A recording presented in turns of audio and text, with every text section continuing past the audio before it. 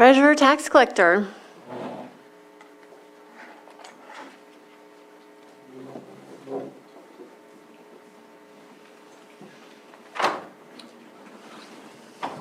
Good morning, Board. Thanks for the opportunity to present on this. I'm going to share some of the accomplishments from the office with last year. Even though I wasn't there, I was working closely with them, and I wanted to talk a little bit about what they were doing. First, I'd like to commend the staff in the office. There's a great deal of job duties to complete, and they've been operating at a 30% vacancy rate on average. So it's a lot of stress on the staff, and I'm really proud of the efforts they've made to get all of these tasks completed. So to run through some of them, there was the successful completion of an extensive Chapter 7 tax sale, which is the property tax default auction. There's continued development of the investment program for Treasury, for our Treasury pool for both the county and districts throughout the jurisdiction.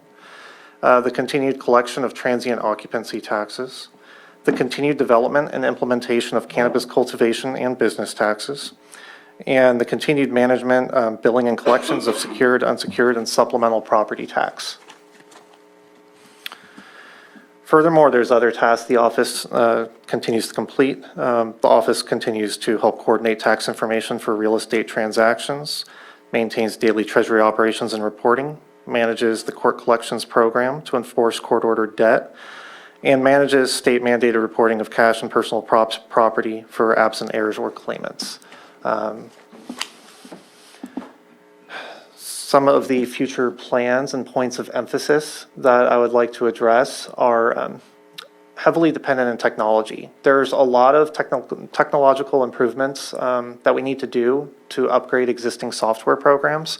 So that's going to be one of our highest priorities, especially with the shortage in staff. If we can update a lot of this software, it's really going to open up a lot more time for us, help promote efficiency, and I think it's really going to help us go forward on a lot of the other projects we'd like to get to. Some of the highlights are to update the existing software supporting bank check processing. This would allow for the electronic transmission of checks. Right now, our checks go to the bank manually. If we can do this, we can really speed things up. It's going to cut back on time, but more importantly, it's also the gateway to the other payment processing program we'd really like to work at, and that's the lockbox payment processing service. We have to do more software upgrades to get there, so these other things have to happen first. But that would allow an outside vendor to actually process our payments in a more immediate fashion. This is what a lot of our neighboring counties use. And right now, the vendor we already work with for check imaging is the one that these other counties have. It's actually able to fully integrate with both our check processing service and our megabyte property tax system. So this could be a real opportunity for us to basically get very rapid processing of our payments with a more automated application into our system. And that's one of the biggest burdens right now on office staff. So the next, one of the larger projects that I'd like to address is the development of a low-value ordinance for your board to review.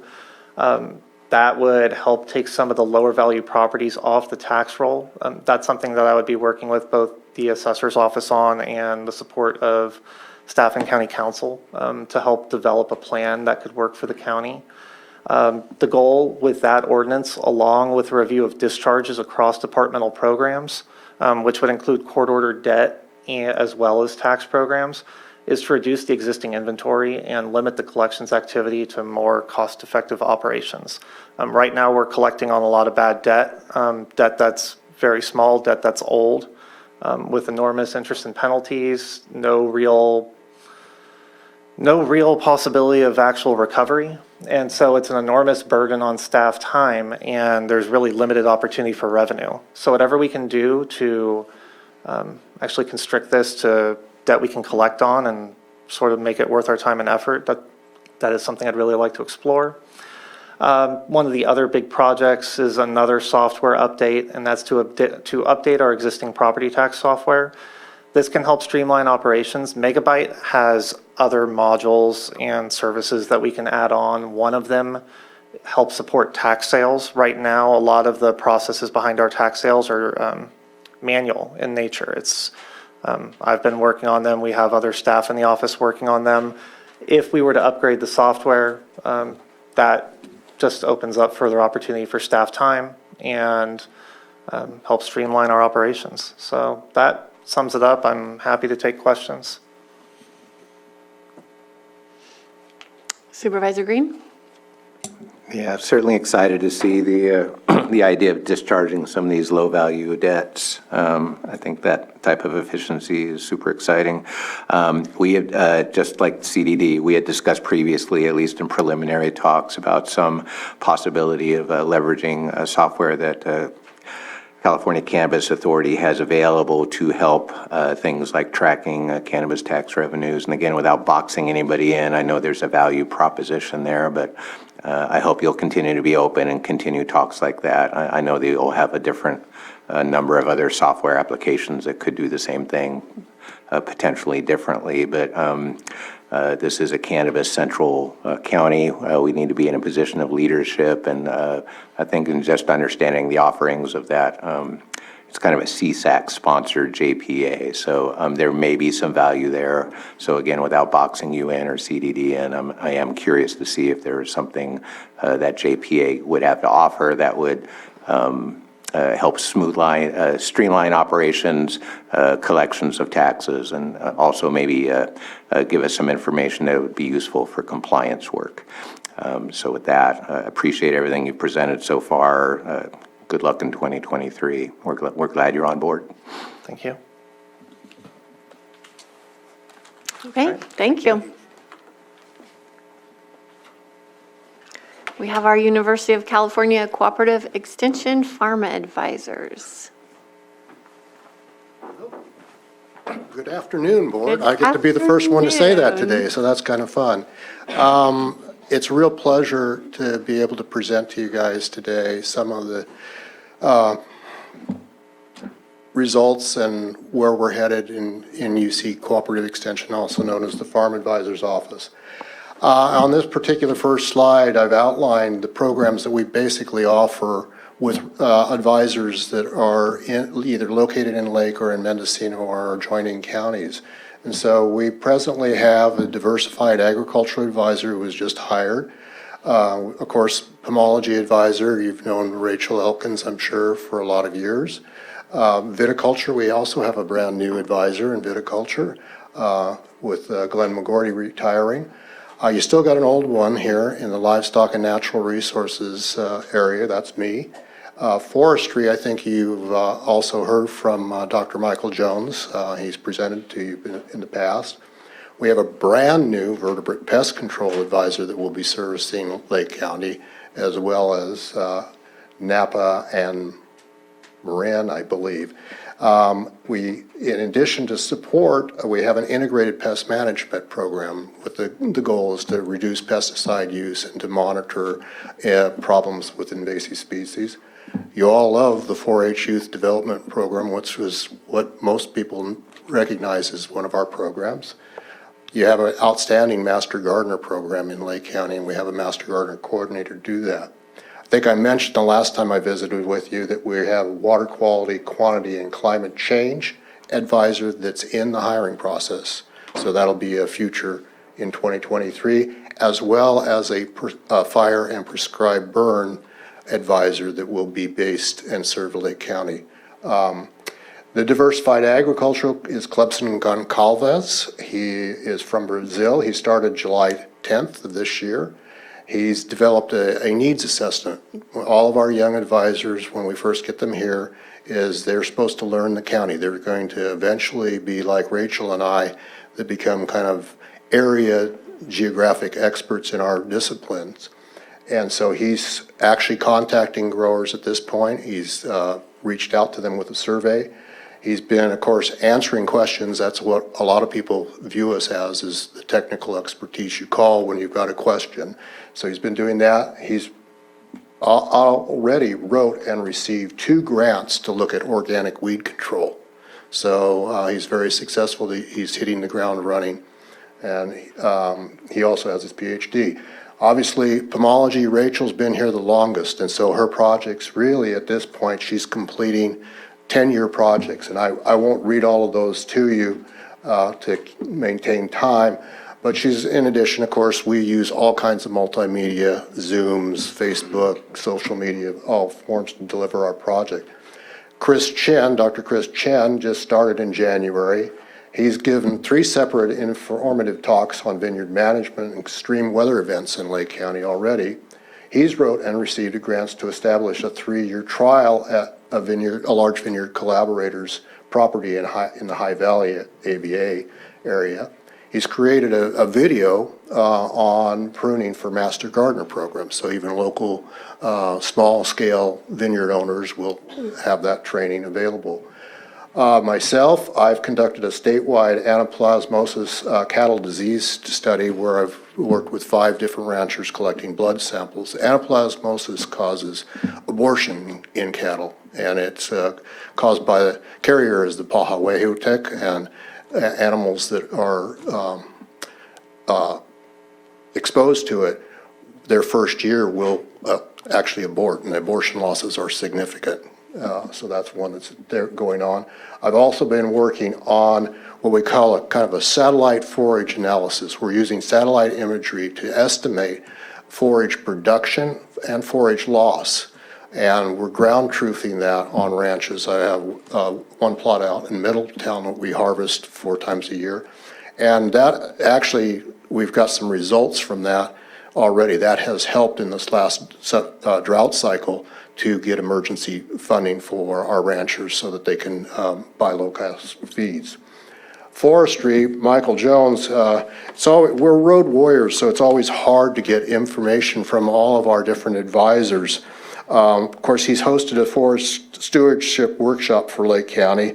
That was a multi-day event, and then they had a field day at Cobb Mountain. He's collaborated with CAL FIRE to conduct a forest health survey and identifying the extent of the conifer mortality. Again, he did present to the board. He served as a subject matter on the collaborative Lake County Conifer Mortality Task Force, and he's continued to build the capacity of the Lake County Prescribed Burn Association. He's secured a very large grant to help with that process, and of course he's conducted and helped conduct several community small-scale burns. Also, he has been collaborating with the Tribal Eco Restoration Alliance and the Watershed Center to help host a prescribed fire training exchange in Lake County. 4-H Youth Development is Julie Frizzell. The camp is focused on camp teen staff trainings, food safety, leadership training, and conflict resolution. They put on a summer camp for youth from both Lake and Mendocino counties that's really widely attended. Focuses on healthy food, life skills, team building, and cooperation. And there's collaboration with Big Valley Band of Pomos to open a new, and forgive me, I will not even attempt to pronounce the Zabenapo 4-H club. So that will be a brand new 4-H club in Lake County, which we're really excited about. Next slide, please. So our goals, our ag and natural resources programs are usually long-term. So most of the research projects described for 2022 accomplishments will continue. Approved for recruitment in 2023 are those 2 advisors that I was talking about, and I think those will be added resources to us, especially given the problems with water quantity, quality, and the impending climate change. As the new advisors mature, their educational research and outreach in their areas is going to expand. And we tell our advisors that they should only plan 50% of their time so that they can take account of opportunities that exist to help the communities and to help do problem-solving research. So I think I've mentioned this before. Any of your constituents or the board itself, if you have an issue that comes up, please feel free to contact us. We're the open door to the front door to the University of California. And if our local expertise is not sufficient, we're backed up with a network of specialists on 3 campuses, as well as even research scientists throughout the whole University of California network. So we may not know the answer ourselves here locally, but we can help you. With that, I don't want to run into the lunch hour too much. So if there's any questions, I'd be happy to entertain them. Thank you. The expertise that your advisors bring to our community members is absolutely invaluable, and I've reached out to many of them multiple different times, even before working here. So I know I've worked most closely with Mike Jones this last year, and Rachel with the Walnuts. So I'm just so grateful that they are here. They have the open door. They're always available, and they are just an incredible resource. And I would offer that if you want to learn more about any one of their individual programs, please invite them to give a presentation. You know, I'm just trying to give a quick overview, but as I said, these are all very, very talented professionals in their fields, and they're here to help the community in any way they can. Thank you. Okay, thank you very much. From the board? Supervisor Green? Yeah, I want to thank you for the meeting we had at your office, and also I wanted to thank Rachel, who I spent some time with on the phone a couple days ago. I appreciate everyone's openness.